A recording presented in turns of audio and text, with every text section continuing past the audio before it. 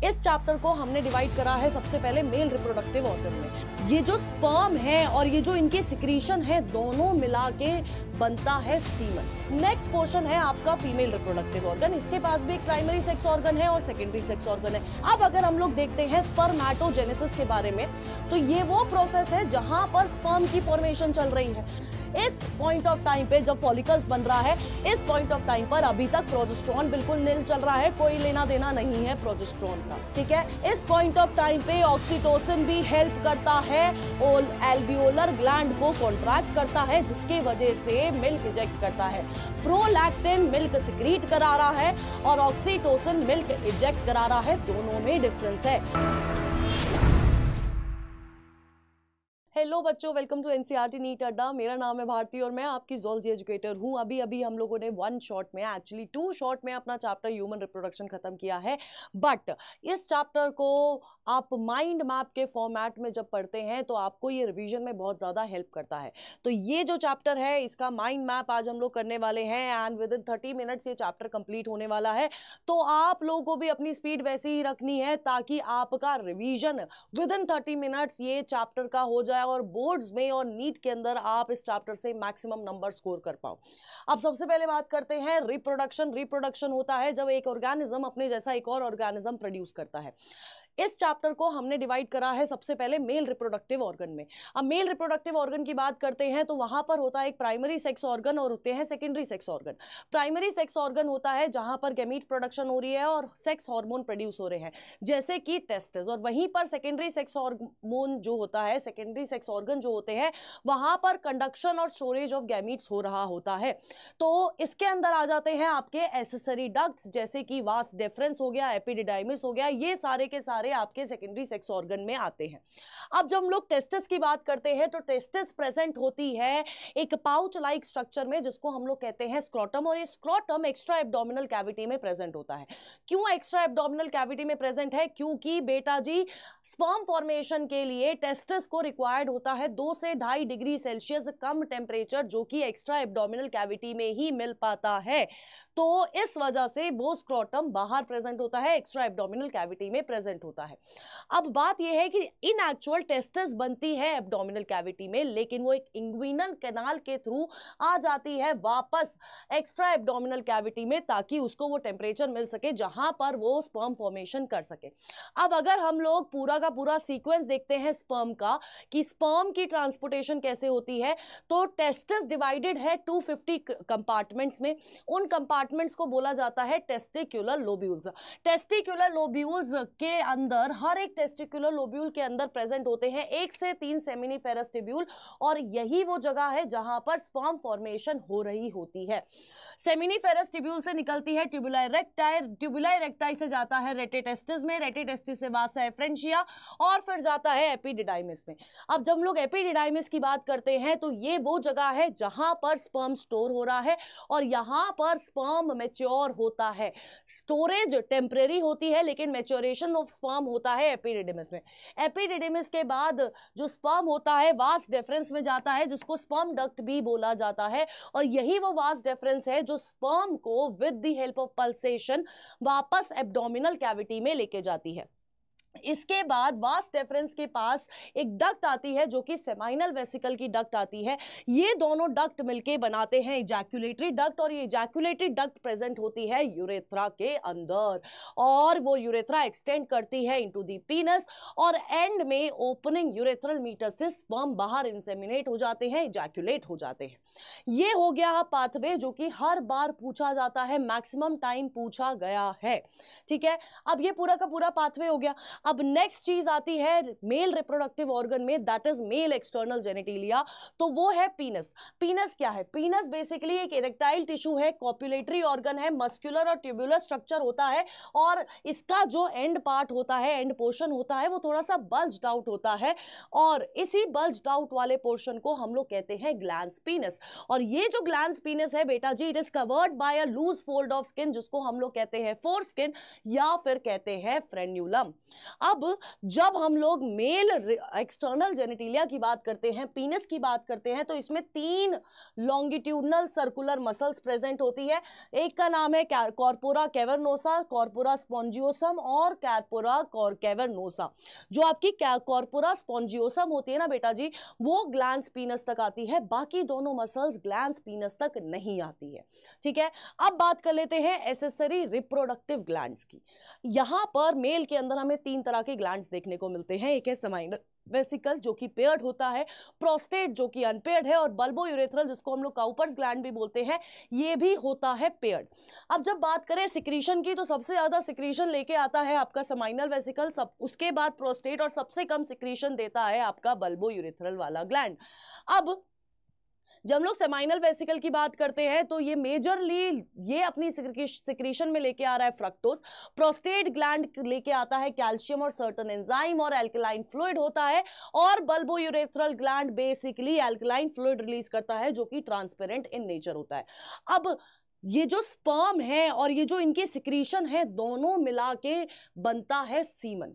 और अगर मैं बोलूं एक हेल्दी मेल में अगर इजैकुलेशन के टाइम पे 300 से 400 मिलियन ऑफ स्पर्म रिलीज होते हैं, जिसमें से एटलीस्ट 60% ऑफ स्पर्म की शेप और साइज बिल्कुल सही होनी चाहिए, एंड उसमें से भी 40% की मोटिलिटी सही होनी चाहिए, तभी वो स्पर्म आगे जाके ओवा को फर्टिलाइज कर सकता है।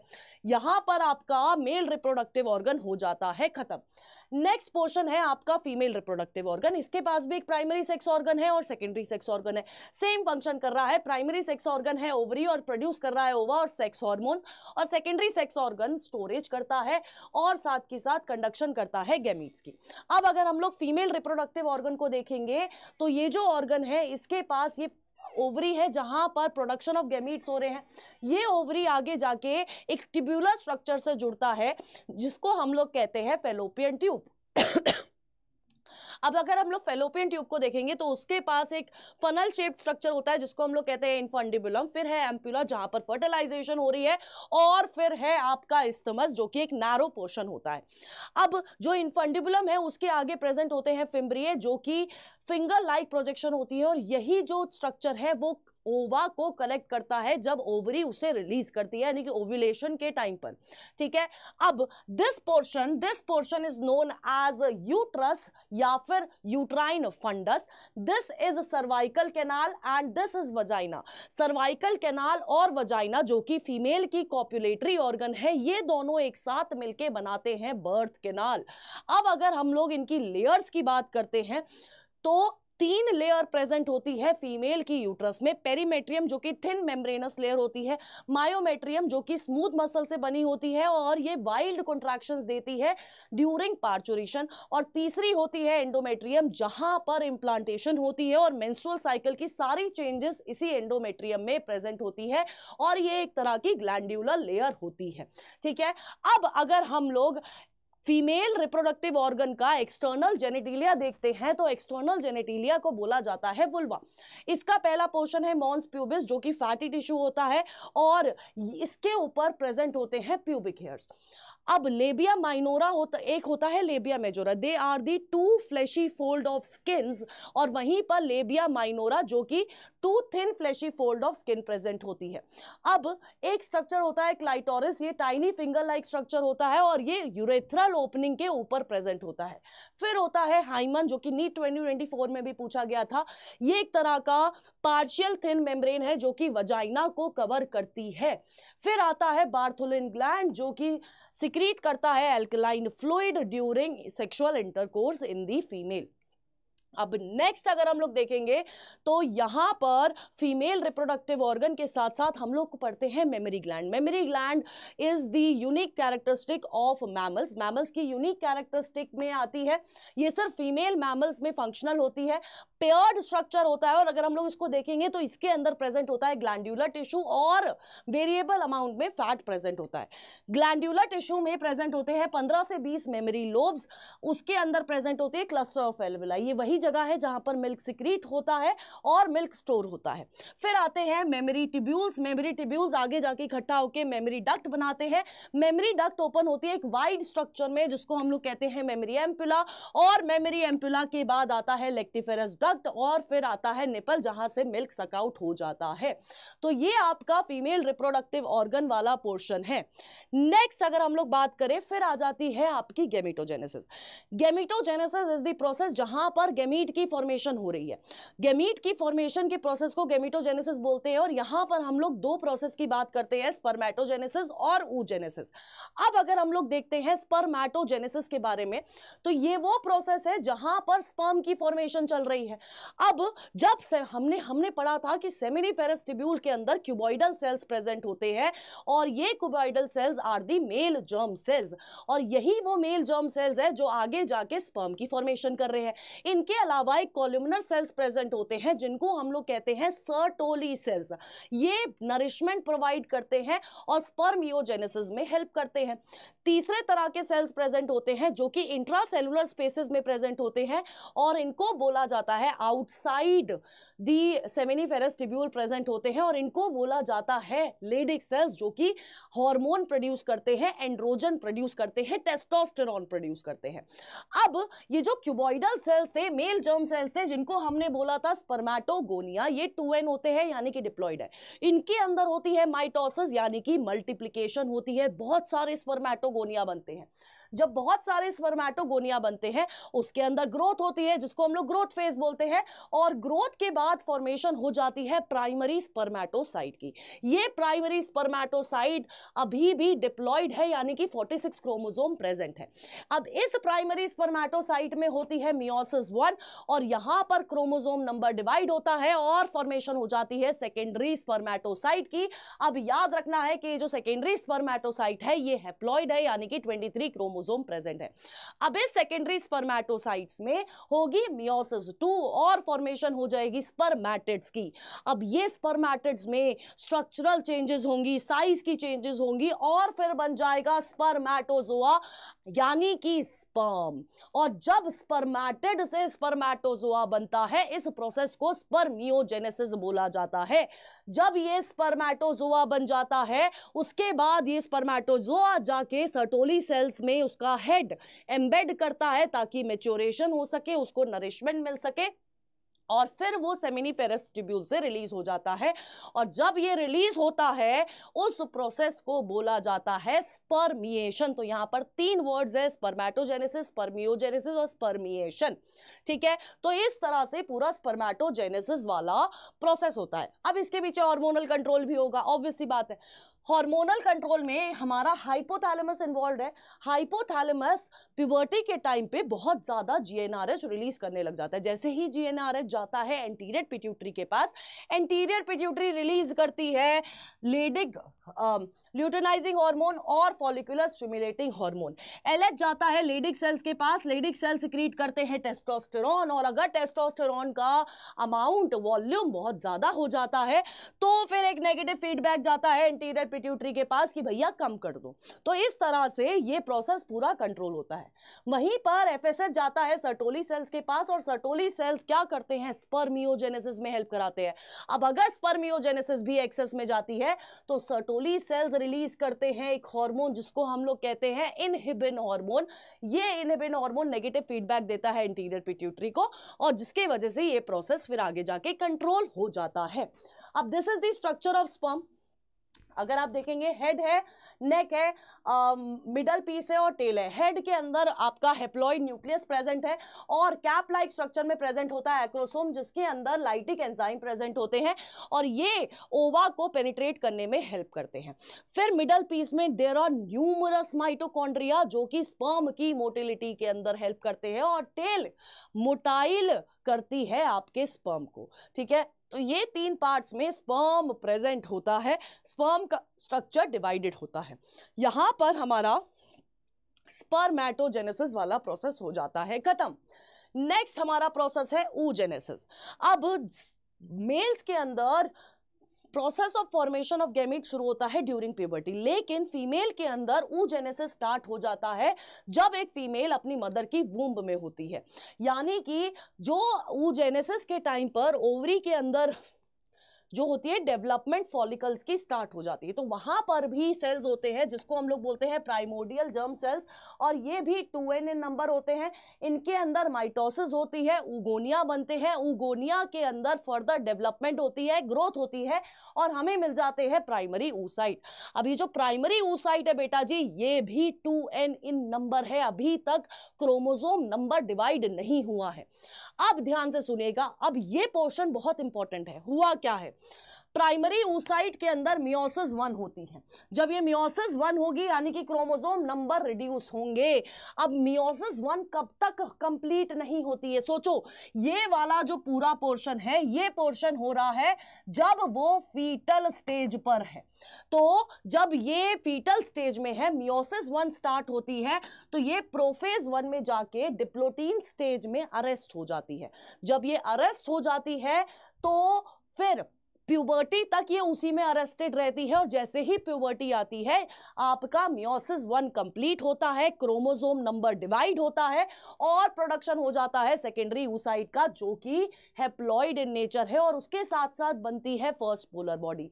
अब ये जो डिवीजन होता है ये अनइक्वल साइटोकाइनेसिस होती है, यानी कि सेकेंडरी oocyte बड़ा बनता है और पोलर बॉडी छोटी सी बनती है। अब इस सेकेंडरी oocyte में आगे जाके मियोसिस 2 होता है, और मियोसिस 2 में भी जाके ये अटक जाती है यार। मियोसिस 2 के मेटाफेज 2 में जाके अरेस्ट हो जाती है। कब तक? ओव्यूलेशन में भी सेकेंडरी oocyte रिलीज होता है, ओवर रिलीज नहीं होता है। अब ये तब तक मेटाफेज 2 में अरेस्ट रहेगी जब तक स्पर्म आके पेनिट्रेट ना कर दे। जैसे ही स्पर्म आके पेनिट्रेट करेगा, यानी कि फर्टिलाइजेशन से जस्ट पहले पेनिट्रेशन के टाइम पर स्पर्म आएगा, पेनिट्रेट करेगा, तब ये मेटाफेज 2 से बाहर निकलेगी, और मेटाफेज 2 से बाहर निकलते ही आपका ये मियोसिस 2 कंप्लीट होगी, और उस पॉइंट ऑफ टाइम पे ओवम रिलीज होता है जो कि हैप्लॉइड इन नेचर होता है, और उसके साथ साथ रिलीज होती है सेकेंड पोलर बॉडी। और ये वाला डिवीजन भी अनइक्वल साइटोकाइनेसिस होता है, यानी कि साइटोप्लाज्म अनइक्वली डिवाइड होता है, और ओवम बड़ा होता है और आपकी पोलर बॉडी छोटी होती है। ठीक है। अब यार जब ये अरेस्टेड थी मेटाफेज प्रोफेज 1 में, तब क्या हो रहा था, फॉलिकल्स ऐड हो रहे थे। कैसे? देखो, यहां पर बेसिकली फीटल oogenesis में कब स्टार्ट होती है, जब गेस्टेशन का 10th वीक चल रहा होता है। प्राइमरी oocyte अरेस्ट हो जाती है प्रोफेज 1 में, और वहां पर बहुत सारे ग्रैन्युलोसा सेल्स ऐड होते जाते हैं। फिर बनता है प्राइमरी फॉलिकल, जहां पर ये जो ग्रैन्युलोसा सेल्स थे वो क्यूबॉइडल इन शेप होने लगते हैं, और यहां पर ऐड हो जाती है आके जोना पेलुसिडा। फिर सेकेंडरी फॉलिकल बनता है, और भी ज्यादा लेयर्स ऐड होती है, और थीका इंटरना ऐड हो जाती है, फॉर्म हो जाती है, और यही थीका इंटरना है जो कि ईस्ट्रोजन रिलीज करती है। ठीक है। फिर आता है टर्शरी फॉलिकल, यहां पर आता है, बनता है एंट्रम कैविटी, और थीका एक्सटर्ना बन जाती है। फिर आपका ग्राफियन फॉलिकल बनता है, जहां पर एंट्रल कैविटी इंक्रीज हो जाती है इन साइज, फॉलिकल्स बहुत थिन हो जाते हैं, oocyte ई-सेंट्रली लोकेटेड होती है, और कोरोना रेडिएटा भी फॉर्म हो जाती है। अब यही वो ग्राफियन फॉलिकल है जहां जो रप्चर होके आगे जाके फॉर्म होता है, मतलब रिलीज करता है सेकेंडरी oocyte को, जिस फेज को हम लोग ओव्यूलेशन कहते हैं। अब ये हमारा आपका गैमेटोजेनेसिस हो जाता है खत्म। फिर आती है मेंस्ट्रुअल साइकिल। मेंस्ट्रुअल साइकिल, जो पहली मेंस्ट्रुअल साइकिल होती है उसको मेनार्क कहते हैं, जो आखिरी होती है उसे मेनोपॉज कहते हैं। आपकी एनसीईआरटी कहती है अराउंड 50 की एज में मेनोपॉज आ जाता है। अब मेंस्ट्रुअल साइकिल में 2 जगह चेंजेस होते हैं। कहाँ कहाँ चेंजेस हो रहे हैं? ओवरी में चेंजेस होते हैं, और यूट्राइन वॉल में चेंजेस हो रही है। यूट्रस की वॉल में क्या चेंज हो रही है? एंडोमेट्रियम टूटती है, बनती है, टूटती है, बनती है, और इसी साइकिल को मेंस्ट्रुअल साइकिल बोला जाता है। अब ये जो साइकिल है कुछ फेजेस में डिवाइडेड है। पहला फेज है मेंस्ट्रुअल फेज, जब क्या हो रहा है, जब वो ब्लीडिंग हो रही है, जब एंडोमेट्रियम ब्रेक डाउन कर रही है। ये चेंजेस बता रही हूं यूट्रस में जो हो रहे हैं। ठीक है। फिर दूसरा फेज आता है प्रोलिफरेशन फेज, जब एंडोमेट्रियम दोबारा बनना शुरू होती है।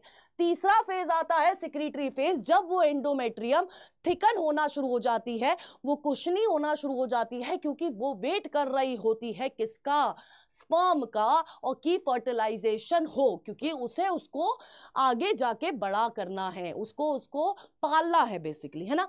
दूसरी चेंजेस होती है कहां पर बेटा जी, ओवरी के अंदर। ओवरी के अंदर फॉलिकल्स डेवलप कर रहे होते हैं। कब से स्टार्ट करते हैं, 5th day of menstrual cycle से स्टार्ट कर देते हैं, फॉलिकल्स बनना शुरू होते हैं। तो जब फॉलिकल्स बन रहे होते हैं उस फेज को बोला जाता है फॉलिक्यूलर फेज। अब ग्राफियन फॉलिकल रप्चर हो गया है, सेकेंडरी oocyte रिलीज हो गया है, इस फेज को ओव्यूलेटरी फेज बोला जाता है। और फिर ये ग्राफियन फॉलिकल बनाता है आगे जाके ल्यूटियल, कॉर्पस ल्यूटियम की फॉर्मेशन चलती है, कॉर्पस एल्बिकन्स बनता है, इस फेज को बोला जाता है ल्यूटियल फेज। अब ये जो जितना कुछ भी हो रहा है इसके अंदर ऑब्वियस सी बात है हार्मोन्स इन्वॉल्व होंगे। अब हार्मोन्स किस तरह से इन्वॉल्व है, दो तरह के हार्मोन्स इन्वॉल्व है, एक है आपके एंटीरियर पिट्यूटरी वाले हार्मोन और एक है आपके ओवेरियन हार्मोन। सबसे पहले वही एंटीरियर पिट्यूटरी से भगता हुआ एफएसएच आता है, ओवरी के पास आता है, ओवरी रिलीज करती, फॉलिकल्स बनने शुरू हो जाते हैं, फॉलिकल्स बनेगी, थीका इंटरना बनेगी, थीका इंटरना बनती है तो ईस्ट्रोजन रिलीज होगा। अब ईस्ट्रोजन रिलीज होगा, ईस्ट्रोजन जाके एंटीरियर पिट्यूटरी को एक पॉजिटिव फीडबैक देता है कि एंटीरियर पिट्यूटरी बहुत अच्छा काम कर रही है, तो एंटीरियर पिट्यूटरी खुश होके LH भी रिलीज करने लग जाती है। फिर एक पॉइंट आता है जहां पर LH, FSH और आपके ईस्ट्रोजन का लेवल होता है ज्यादा। जैसे ही LH सर्ज आएगा अगले दिन हो जाती है ओव्यूलेशन, यानी कि 14th डे पे ओव्यूलेशन हो जाती है। इस पॉइंट ऑफ टाइम पे जब फॉलिकल्स बन रहा है, इस पॉइंट ऑफ टाइम पर अभी तक प्रोजेस्टेरॉन बिल्कुल नील चल रहा है, कोई लेना देना नहीं है प्रोजेस्टेरॉन का। फिर ओव्यूलेशन के बाद आता है हमारा ल्यूटियल वाला फेज। अब यहां पर क्या हो रहा है, ईस्ट्रोजन भी आता है, प्रोजेस्टेरॉन भी रिलीज होता है, क्योंकि कॉर्पस ल्यूटियम वो स्ट्रक्चर है जो प्रोजेस्टेरॉन रिलीज करता है, और ईस्ट्रोजन और LH और FSH के लेवल हो जाते हैं कम, क्योंकि ईस्ट्रोजन जाके अब एंटीरियर पिट्यूटरी को नेगेटिव फीडबैक देके आता है कि ऐसे काम नहीं चल रहा है, फर्टिलाइजेशन नहीं हुई है, तो आप अब सब सारे हार्मोन के लेवल कम कर दो। और जैसे ही ये हार्मोन के लेवल कम होते हैं फिर से ब्रेकडाउन ऑफ एंडोमेट्रियम हो जाती है, यानी कि ये साइकिल इसी तरह पूरे महीने चलती रहती है। ठीक है, ये आपका मेंस्ट्रुअल साइकिल है। नेक्स्ट अब आ जाता है fertilisation. Fertilisation, site of fertilisation क्या है, एम्पुला है, जब आपका मेल गैमीट और फीमेल गैमीट आपस में मिलता है। अब होता कैसे है, ये होता कैसे, तो 8वीं की डेफिनेशन होगी, हम तो बहुत पहले से पढ़ते आ रहे हैं। देखो हुआ क्या, स्पर्म एंटर हुआ, स्पर्म एंटर हुआ तो यूट्रस स्पर्म को एक्टिवेट करती है, इस प्रोसेस को बोला जाता है कैपेसिटेशन। अब ओवा जो है वो रिलीज करता है फर्टिलाइजन, जो कि स्पर्म को डायरेक्शन देता है, स्पर्म को अट्रैक्ट करता है कि मैं इस तरफ हूं, इधर आ और मुझे फर्टिलाइज कर। ठीक है, अब जैसे ही स्पर्म ओवा के पास पहुंचता है वहां पर होता है एक्रोसोमल रिएक्शन। ऑब्वियस सी बात है, ओवा प्रोटेक्टेड बैठा है, उसके ऊपर लेयर्स है, उस लेयर को तोड़ना पड़ेगा। तो एक्रोसोमल रिएक्शन में हाइलुरोनिक एसिड होता है जिसको ब्रेक करता है hyaluronidase, corona penetrating enzyme break करता है कोरोना रेडिएटा को, और एक्रोसिन ब्रेक करता है जोना पेलुसिडा को। अब बात ये है, मुद्दा ये है कि जोना पेलुसिडा पूरी तरह से ब्रेक नहीं होती है। जैसे ही स्पर्म का हेड और न्यूक्लियस अंदर घुसता है वैसे ही जोना पेलुसिडा बिल्कुल टाइटली पैक हो जाती है, ताकि कोई दूसरा स्पर्म आके फिर से फर्टिलाइज ना कर दे, और पॉलीस्पर्मी को प्रिवेंट करता है। इस तरह से जब दोनों का फ्यूजन हो जाता है तो जाइगोट की फॉर्मेशन होती है और डिप्लॉइडी रिस्टोर हो जाती है। अब ध्यान रखना है कि जोना पेलुसिडा अभी भी है, जाइगोट बन गया है लेकिन जोना पेलुसिडा अभी भी प्रेजेंट है। तो क्या है, देखो फिर हमारा जाइगोट डिवाइड होता है, 2 सेल स्टेज बनती है, 4 सेल स्टेज आती है, 8 to 16 सेल स्टेज आती है, जिसको हम लोग कहते हैं मोरुला, अलग से याद रखना है। अब ये जो मोरुला है ये कन्वर्ट होता है ब्लास्टोसिस्ट में ऑन डे 5। ब्लास्टोसिस्ट में बनता है ट्रोफोब्लास्ट, एक लेयर, ये जो येलो वाली लेयर है ट्रोफोब्लास्ट है, और ये इनर सेल मास के अंदर इस तरह से पूरा का पूरा स्ट्रक्चर की फॉर्मेशन होती है। अब क्या होता है, यूट्रस सिक्रीट करती है यूट्राइन मिल्क, ट्रोफोब्लास्ट अटैच होता है जाके एंडोमेट्रियम से। अब जब ये अटैचमेंट होती है इस प्रोसेस को इम्प्लांटेशन बोला जाता है। अब इम्प्लांटेशन से जस्ट पहले जोना पेलुसिडा ब्रेकडाउन हो जाती है, क्योंकि अगर जोना पेलुसिडा रही तो बेटा जी इम्प्लांटेशन नहीं हो पाएगी, क्योंकि एंडोमेट्रियम से सिर्फ ट्रोफोब्लास्ट ही है जो आके अटैच हो सकता है। ठीक है, अब जब ये अटैचमेंट चल रही है उस पॉइंट पे एंडोमेट्रियम कन्वर्ट हो जाती है डेसिडुआ में, सेल्स इरोड होते हैं, प्रोटियोलिटिक एक्टिविटीज होती है और फिर इम्प्लांटेशन हो जाती है। अब ये जो ट्रोफोब्लास्ट है वो HCG रिलीज करती है, जो जिसके वजह से हम लोग प्रेगनेंसी टेस्ट कर पाते हैं। अब 8th डे पे एम्ब्रियोब्लास्ट की फॉर्मेशन होती है, एक एपीब्लास्ट लेयर बनती है, एक हाइपोब्लास्ट लेयर बनती है। इस एपीब्लास्ट से एमनियन बनता है, वही एमनियोटिक फ्लूइड वाला, और जो कि एक तरह का शॉक अब्जॉर्बर है। ठीक है, अब मॉर्फोजेनेटिक मूवमेंट होती है सेल्स की और बन जाता है गैस्ट्रुला। गैस्ट्रुला में प्रेजेंट होती है 3 germ layers, endoderm, ectoderm, mesoderm और एंडोडर्म। ठीक है, अब ये तीनों लेयर क्या करेंगी, आगे जाके ऑर्गन की फॉर्मेशन करेगी, यानी कि ऑर्गेनोजेनेसिस होगा। अब ऑर्गेनोजेनेसिस में क्या होगा, आफ्टर 12th वीक प्लेसेंटा की फॉर्मेशन होती है, किसकी हेल्प से, कोरियोनिक विलाई की हेल्प से और यूट्राइन टिश्यू की हेल्प से। अब ये प्लेसेंटा क्या है भैया, न्यूट्रिटिव टिश्यू है, यही है जो यूट्राइन वॉल को फीटस से अटैच करता है, और फीटस और placenta are connected together by umbilical cord. ठीक है, अभी जो प्लेसेंटा है बहुत सारे हार्मोन रिलीज करता है, कौन से, oestrogen, progesterone, HCS, HCD, HPL, ये सारे, और रिलैक्सिन, ये सारे हार्मोन रिलीज करता है आपका प्लेसेंटा। ठीक है, अब आपका ऑर्गन फॉर्मेशन शुरू हुई थी, पहले मंथ के एंड में बन जाता है हार्ट, सेकेंड मंथ के एंड में लिम्स और डिजिट्स बन जाती है, 12th वीक के एंड में जेनाइटल ऑर्गन्स की फॉर्मेशन हो जाती है, 5th मंथ में पहली मूवमेंट ऑफ फीटस दिखाई देती है और सर पे बाल दिखाई देना शुरू हो जाते हैं, 24 वीक के एंड पे आपके बॉडी पे हेयर दिखाई देना शुरू हो जाते हैं, आई लैशेस दिखने लग जाती है, आई लिड सेपरेट हो जाती है, और 9th मंथ पे एक fully developed foetus release out हो जाता है। अब जब ये फुल्ली डेवलप्ड फीटस बन गया है अंदर, तो क्या होगा बेटा जी, अब ये फुल्ली डेवलप्ड फीटस एक रिफ्लेक्स एक्शन शो करेगा कि अब मुझे बाहर आना है। इस मैकेनिज्म को, जब एक फीटस बाहर डिलीवर होता है, उस प्रोसेस को बोलते हैं पार्चुरेशन। अब ये जो पार्चुरेशन है बेसिकली एक न्यूरो एंडोक्राइन मैकेनिज्म है। अब सिग्नल कहां से ओरिजिनेट होता है, फीटस खुद सिग्नल देता है कि मुझे बाहर आना है, और सिग्नल आता है फ्रॉम प्लेसेंटा। अब कैसे इस पूरे रिफ्लेक्स को बोला जाता है फीटल इजेक्शन रिफ्लेक्स, और ये फीटस क्या करवाता है, कॉन्ट्रैक्शन करवाता है। अब प्लेसेंटा रिलीज करता है ईस्ट्रोजन, जिसके वजह से ऑक्सीटोसिन के रिसेप्टर्स इंक्रीज होते हैं, सर्विक्स डायलेट होती है, बहुत ज्यादा वाइल्ड कॉन्ट्रैक्शन होते हैं, क्योंकि जितना ज्यादा ऑक्सीटोसिन उतना ज्यादा कॉन्ट्रैक्शन, मायोमेट्रियम कॉन्ट्रैक्ट करती है, और इन्हीं वाइल्ड कॉन्ट्रैक्शंस की वजह से क्या होता है, एक्सपल्शन ऑफ बेबी हो जाता है, और इसी प्रोसेस को हम लोग पार्चुरेशन बोलते हैं। नेक्स्ट, अब बेबी बाहर डिलीवर हो गया, क्या काम खत्म? नहीं भैया, नेक्स्ट और लास्ट फेज आता है लैक्टेशन। लैक्टेशन वो फेज है जब विमेन मिल्क प्रोड्यूस कर रही होती है, मिल्क सिक्रीट कर रही होती है, तो बेसिकली उस समय प्लेसेंटल हार्मोन कम हो जाते हैं, प्रोलैक्टिन स्टिमुलेट होता है, मेमोरी ग्लैंड, प्रोलैक्टिन जाता है मेमोरी ग्लैंड के पास और वहां पर सिक्रीशन करता है मिल्क की। ठीक है, इस पॉइंट ऑफ टाइम पे ऑक्सीटोसिन भी हेल्प करता है और एल्वियोलर ग्लैंड को कॉन्ट्रैक्ट करता है, जिसके वजह से मिल्क इजेक्ट करता है।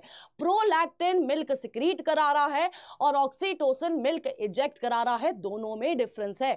अब ये जो फर्स्ट मिल्क आता है इसको हम लोग कहते हैं कोलोस्ट्रम, ये येलोइश फ्लूइड होता है और इसके अंदर प्रेजेंट होती है IgA एंटीबॉडी, यानी कि मदर अपने ऑफस्प्रिंग को इसी के थ्रू बहुत सारी एंटीबॉडीज दे देती है, जिसके वजह से वो जो ऑफस्प्रिंग है वो रेजिस्टेंस हो जाता है बहुत सारी डिजीजेस से। और यहां पर विदिन 30 मिनट्स हमारा ह्यूमन रिप्रोडक्शन वाला चैप्टर होता है समाप्त। अब आपको स्पीड ज़्यादा लगी हो तो आप थोड़ा सा कम करके देख लीजिएगा, लेकिन एक एक पॉइंट NCERT का इस माइंड मैप पे कवर हुआ है, ऑलरेडी 1 शॉट हो चुके हैं, अगर नहीं देखे हैं तो जाके प्लेलिस्ट में देख लीजिएगा। एंड इसी तरह से मिलते हैं बेटा जी with the next 1 shot and with next mind map, जो कि आपके रिप्रोडक्टिव हेल्थ का होगा। Till then stay tuned on NCERT NEET Adda, and PDF के लिए do follow our Telegram channel, that is NCERT NEET Adda 247। चलो bye bye, take care and see you.